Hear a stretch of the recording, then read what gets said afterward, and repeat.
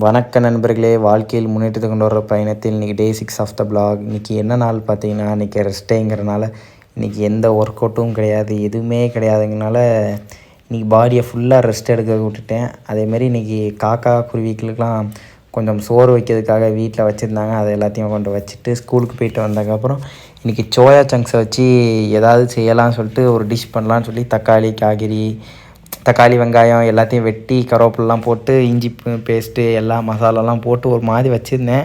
அது வந்து கிரேவி மாதிரி வரும் பார்த்தா அது என்னென்னா ரசம் மாதிரி வந்துட்டு நண்பர்களே. பாருங்கள், அது கிரேவி மாதிரி வரல, ரசம் மாதிரி வந்துட்டு.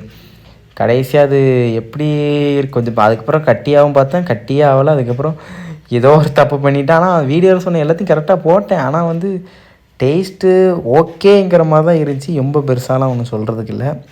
அப்புறம் அதை ஓரமாக தள்ளி வச்சுட்டு நைட்டுக்கு நம்ம ஆல்ரெடி பால் எங்கள் அம்மா வாங்கி சொல்லியிருந்தேன், ஒரு லிட்டர் பால். அதை வச்சு இன்றைக்கி பன்னீர் பண்ணலான்னு ஒரு ஐடியா.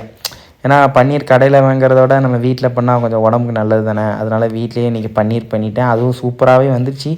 பன்னீர் டேஸ்ட்டாகவும் வந்துச்சு. அதனால் இன்றைக்கான சப்பாத்தி ப்ளஸ் அந்த சோயா சங்க்ஸ் ரெடி பண்ணி வச்சுருந்த எல்லாத்தையும் சாப்பிட்டு முடிச்சுட்டு இன்றைக்கான பிளாகை முடிச்சுக்கலாம். பை.